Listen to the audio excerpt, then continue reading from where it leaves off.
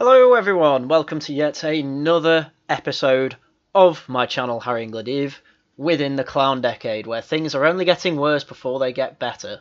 And when it comes to the trans radical activists versus the TERFs, we seem to have hit peak stupid. With news I can simply give you through a Twitter clip. Final 150 meters. Had to work for it. She was pushed over the first 350 meters. Thomas wins the NCAA championship. Ended up very close for second, with Wyatt taking it ahead of a late charge from Erica Sullivan in third.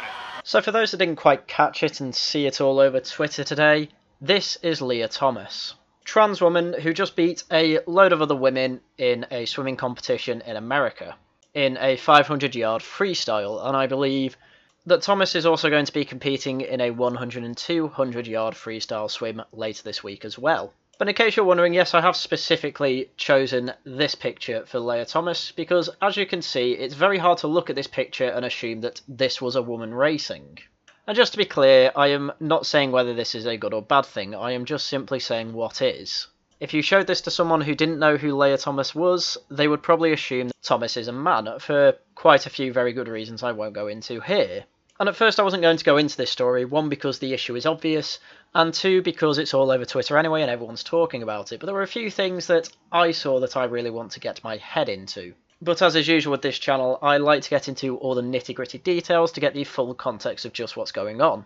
So let's have a look at Thomas's history. So according to Wikipedia, Thomas has been swimming from the age of 5, and right up until 2020, Thomas was swimming in the men's competitions and in men's tournaments and things like that, although has been on hormone replacement therapy since May 2019. It was only post-COVID-19 pandemic in 2022 where Thomas started swimming in women's competitions, just under 3 years after starting hormone replacement therapy. And as far as I can tell, Thomas didn't have too much of a problem swimming with the men's teams. His highest spot was coming second in some of these competitions, and apparently when it came to world men's rankings, he was about 400th or something like that.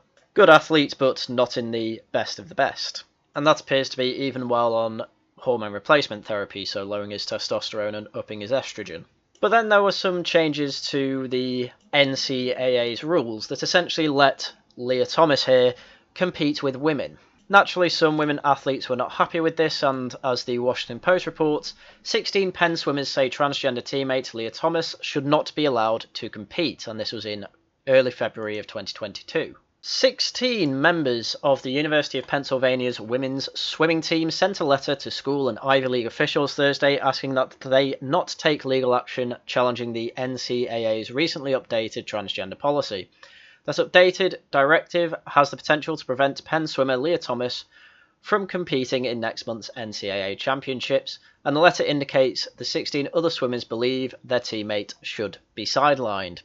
So the 16 swimmers saw this as a potential danger to the fairness of this competition, and in doing so said to the Ivy League schools and their schoolmasters and all that, saying please don't take legal action where it will ban transgender women from competing in this sport, because it wouldn't make it fair, and I completely agree with them. And they of course had to remain anonymous because they were being transphobic, they were going against the current religion. But it's not like they didn't back up their arguments. Thomas, a transgender woman who swims for the Quakers women's team, competed for the Penn men's team for 3 seasons after undergoing more than 2 years of hormone replacement therapy as part of her transition. She has posted the fastest times of any female college swimmer in 2 events this season. The letter from Thomas's teammates raised the question of fairness and said that she was taking competitive opportunities away from them, namely spots in the Ivy League championship meet, where schools can only send about half of their rosters to compete. We fully support Lia Thomas in her decision to affirm her gender identity and to transition from a man to a woman. Lia has every right to live her life authentically, the letter read. Fair enough. However, we also recognise that when it comes to sports competition, that the biology of sex is a separate issue from someone's gender identity. Biologically, Lia holds an unfair advantage over competition in the women's category, as evidenced by a ranking that have bounced from 462nd as a male to 1st as a female. If she were to be eligible to compete against us, she could now break Penn, Ivy and NCAA women's swimming records, feats she could never have done as a male athlete. Perfectly reasonable. Perfectly reasonable. Absolutely nothing wrong said there. These 16 swimmers, as they point out, this wouldn't be fair to them at all. You have got a male here who has many advantages over females when it comes to physical sports.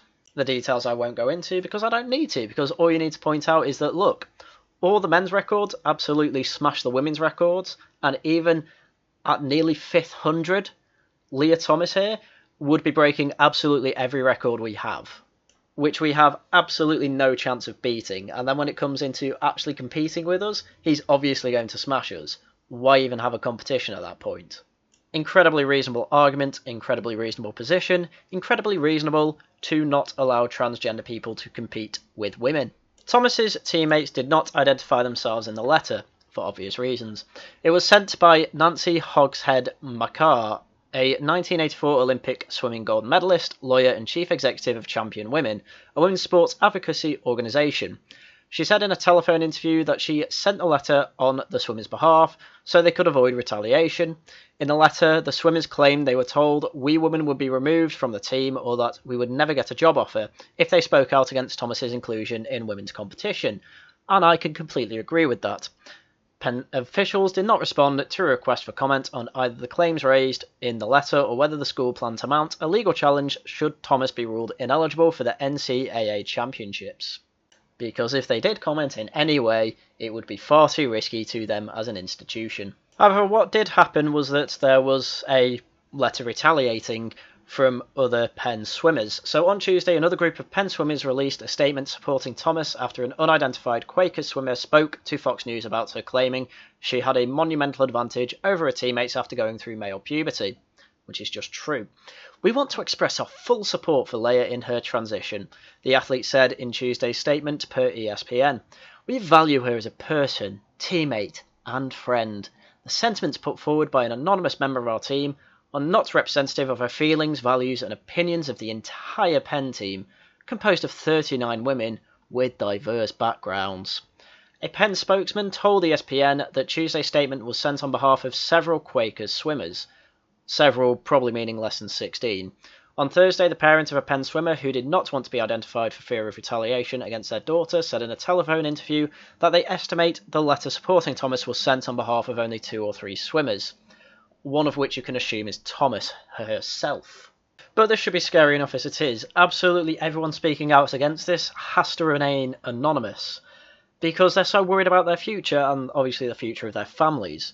Whereas the people coming out in support of this, I mean, it doesn't say they're kept anonymous, but it doesn't say who they are either, but they don't appear to be as scared about coming out against this. The reason for that being is that, as I say, we're at a peak. We're at the point where trans women are women and therefore need to be in with women's sports. Saying anything against that and you're going against a religion, and you will be duly punished for it. But unfortunately, as you can see, because we are now a month later and actually in March and at the NCAA's swimming competitions, as you can see, Leah won one of them at least, and now there are 2 more, which she might win, she might not win. Either way, she's definitely getting in the top 2. But luckily there are people who either are a bit more brave or a bit more stupid than the Penn women's team. Brave enough, in fact, that you can have a rest from my voice for a while and actually hear what they have to say. So let's get into it. Talk to us about why you're protesting today. I am here in support of fair and safe sports for women and girls. I'm here protesting against the inclusion of biological males competing as females in women's sports. There are 16 women in there on that man's team that have asked us to come out, that have put out a letter, signed a letter anonymously saying that they are so unhappy and they wish people would stand up. We're here for those women. And I think you're doing a very good thing. I think there needs to be people who are willing to stand up and put a name behind what they are saying. Which, don't get me wrong, I completely understand the irony of me saying that behind a fake name on the internet. But to be fair, if I could make this a full-time job, I probably would put my name behind absolutely everything I say on this channel. Bit like Carla's done with the Lotus Eaters, but hey, we're not all in that lucky position yet. As I was saying though, the realities we're actually allowed to point out are getting stupider and stupider by the day. We can't even say that there is a man on that team and it's unfair to the other women there, despite the fact that it's true. We're here for the women that have been silenced, shunned, dehumanized, humiliated, and they aren't even allowed to complain about it. I mean, this is where some personal criticisms may come in here. The thing is here is that these are feminists. second to third wave feminists. In fact, they are very likely to be third wave feminists. That with their push to say that there is basically no difference between a man and a woman, that has opened the floodgates for the trans radical activists to come in and say, oh, okay then, well, let's allow trans women into women's sports then. And now they're regretting it. And the reason I have criticism for this is that if this issue was solved, they'd just go back to their original talking points and then it'd just be a cycle. It'd open the floodgates to the trans radical activists. So that's why they're using this really emotive language. It's because that's all feminists can do to make their argument. When really all you have to go off is fairness. You don't have to say that anyone's being dehumanised here, because no one is being dehumanised here. It's just not fair on the women. That's all you have to say. Our states have the ability to say no, and we call on the NCAA to do the same thing. The NCAA is supposed to be there for us as girls and women in sports, and when they set up biological males as the premier female athlete, we have a problem. Very simple, straight to the point. This could actually end up being quite an effective protest if anything is to come of it. Unfortunately, I think this is going to be the first of many, many protests about this. Because it seems for the first time in their life these feminists are actually pushing against a closed door. They've been so used to open doors all these years that they think protests are actually going to do anything. When really the things they are protesting are things that are in the pipeline anyway. Now they are trying to shut off that pipeline from where from where all of their philosophy was going, and now they don't know what to do about it apart from put up placards stating the obvious. But anyway, given that the issue is so simple, the women really don't have a lot more to say other than biological men in female sports is bad. There you go, I spoiled the other 2 minutes for you. And luckily there are also protests inside the swimming hall as well, with women protesting very much the same sentiment, but it means a lot more when you're actually inside, basically pointing at Leah Thomas here and saying you shouldn't be here. That's a lot more effective than the people outside, though the people outside probably weren't allowed in. And this isn't the only protest from inside. We have Posey Parker, who, for people who don't know, that's a trans-exclusionary radical feminist from the UK, travelled all the way to Pennsylvania to protest herself, since she is very much on top of this issue. So here's a couple of videos of her. You've undoubtedly been under the spotlight over the past few months. How have you been dealing with it? I try to ignore it as much as I can. I try to focus on my swimming. Try to grade my races, and just try to block out everything else. What did that race mean to you? It means the world to be here. He's a man! Two of my best friends and teammates, and be able to compete. Thank you for stopping by. He's a man! Unfortunately, if you're just going in there and trying to shout at the top of your lungs over a PA system, you're not going to have a good time. Though props for trying, I suppose. Maybe next time go in with a megaphone. Having said that, I generally agree with the sentiment. Though to be fair to Posey, she did actually do quite well with someone who was arguing against her while in the swimming hall as well. So guess what? We'll take a look at that. Are you saying you think that his body is the same as the other girls in the pool? Everybody is His, no. Are you saying he doesn't have male organs? So do you think that Are you saying he doesn't have male organs? I don't think that I think you're twisting words. So granted, this is quite hard to hear because of the PA system and people are there to watch swimmers, so we're screaming about that. But Posey makes the point that, is this guy really going to say that Leah Thomas here doesn't have male organs? To which his only real reply is, whoa, you're being transphobic. Because Posey refuses to refer to trans women as she's and says, oh, he's got male organs. Which is actually a perfectly reasonable sentence. But this guy says, she, and you're twisting words here. You know, why are you talking about biology? When biology is the whole reason we split up men and women's sports in the first place. You have no idea. Oh, actually, let me ask you. Does he have no? I'm a woman. That is not a woman. Can I ask you a That question? is not a woman. Can I ask you a Do question? you have ovaries? Can I ask you a question? Yeah, go on then ask me a question. Ask me a question. Are you a biologist? Oh my god, don't be ridiculous. I'm not a vet, but I know what a dog is. Yeah, just going to level with you. 10 out of 10 reply to that. That question is just quite frankly ridiculous.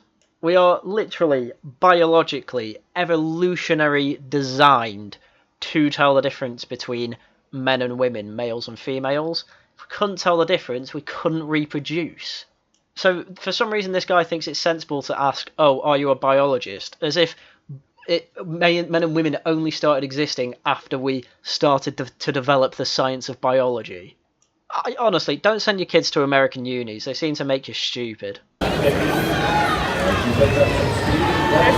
rely on stupid arguments because you don't have an argument. No, I have arguments. If you let me speak, we can talk about it. I'm not an astrophysicist, but I know what space is. I mean, I really wish they were in a calmer environment where you could hear them properly, because I'd love for them to talk for half an hour.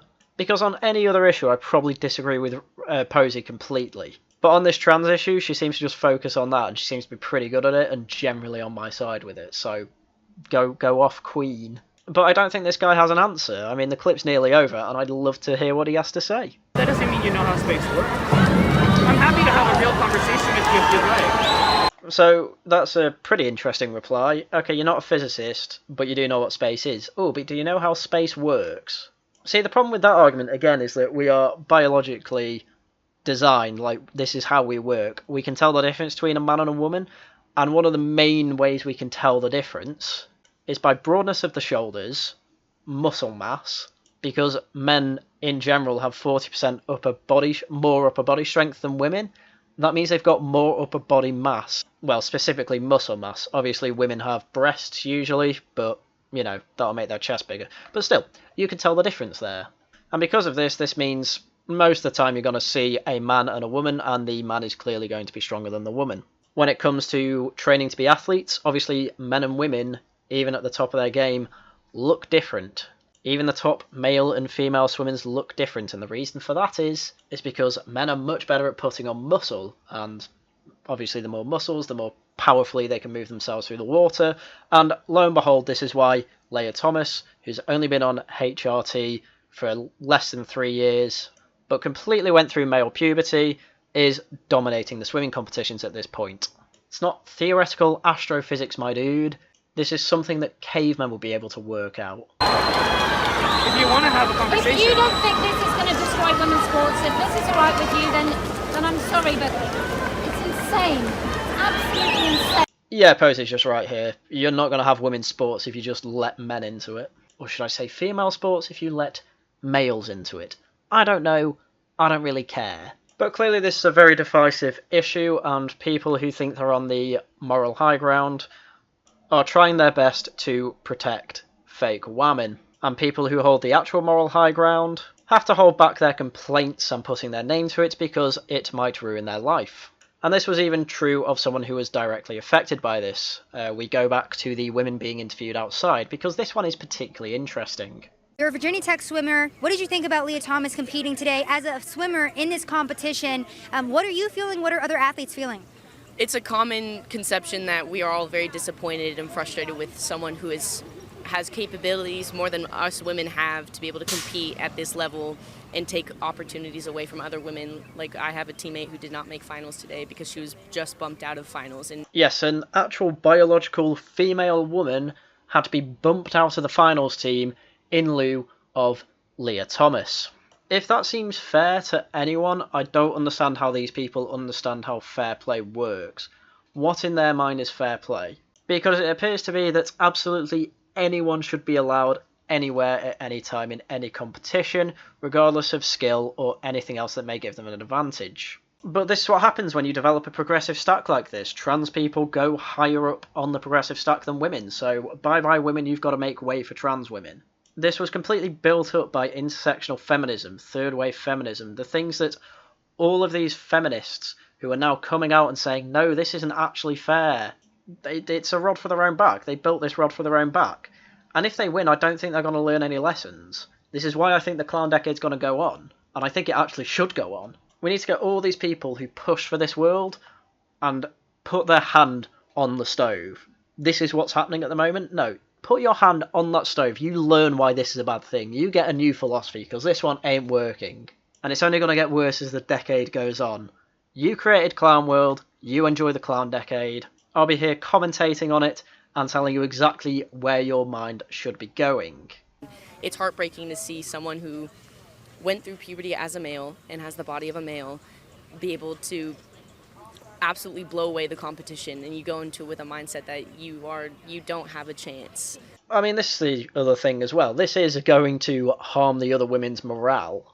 And it's going to put them in a bad mindset that might actually make them perform worse, because half of sports is just your mindset.